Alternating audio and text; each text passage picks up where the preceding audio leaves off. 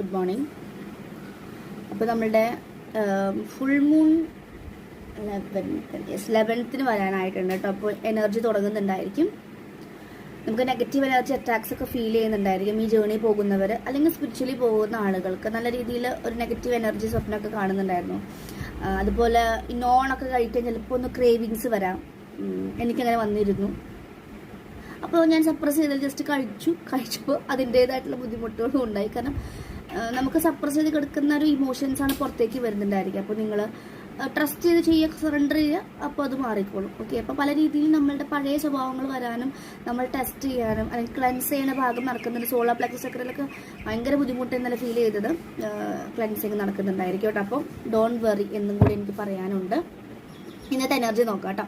ഇന്നത്തെ ഒരു കോട്ടുണ്ട്: അജ്ഞാനത്തിന്റെ മറയുള്ളപ്പോഴാണ് സംഭവങ്ങളെല്ലാം നമ്മിൽ ആശയക്കുഴപ്പം ഉണ്ടാക്കുന്നത്. നമുക്ക് എന്തും പ്രശ്നമായിട്ട് തോന്നുന്നത് എന്തുകൊണ്ടാണ്? നമുക്ക് നല്ല വിസ്ഡമില്ല. ഒരാൾ നമ്മളെ പരിഹസിച്ചു, അല്ലെങ്കിൽ ഒരാൾ നമ്മളുടെ വഴി ബ്ലോക്ക് ചെയ്തെങ്കിൽ നമ്മൾ അപ്പോൾ 3D ആണെങ്കിൽ നമ്മൾ ചീത്ത പറയുന്നു, അടിക്കാൻ പോകുന്നു, അങ്ങനെയൊക്കെയല്ലേ കുറേ ന്യൂസസ് കേൾക്കുന്നത്. ജ്ഞാനമുള്ളവർ എന്താ ചെയ്യുക? ഓക്കെ, അവരങ്ങനെ ബ്ലോക്ക് ചെയ്യുന്നുണ്ടെങ്കിൽ മേ ബി എൻ്റെ സോളിന് അത് നല്ലതല്ലായിരിക്കാം. അപ്പോൾ യൂണിവേഴ്സായിട്ട് അവരെ കൊണ്ട് അത് ബ്ലോക്ക് ചെയ്യിപ്പിച്ചതാണ്. ഇതാണ് ജ്ഞാനത്തിന്റെ ഇത്. അജ്ഞാനാണെങ്കിലോ അവിടെ ഫൈറ്റായി, മെന്റൽ കോൺഫ്ലിക്ട്സ് ആയി, പുതിയ കർമ്മ ക്രിയേറ്റഡായി.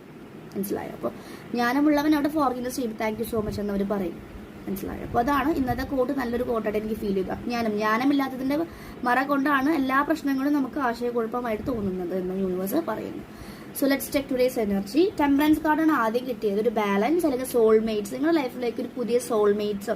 ആ സോൾമേറ്റ്സ് മേ ബി പാർട്ട്ണർ ആയിട്ടായിരിക്കാം, ഫ്രണ്ട് സർക്കിൾ ആയിരിക്കാം, അല്ലെങ്കിൽ അങ്ങനെ പുതിയ പുതിയ ആളുകൾ നിങ്ങളുടെ ലൈഫിലേക്ക് വരുന്നതായിട്ട് യൂണിവേഴ്സ് ഒരു സൂചന തന്നിട്ടുണ്ട്. And just balance. ഇപ്പോൾ ബാലൻസ് കുറവുണ്ട്, നമ്മുടെ എനർജി ഇംബാലൻസ് ഒക്കെ കാണിക്കുന്നുണ്ട്. ബാലൻസ് ചെയ്യുക കേട്ടോ.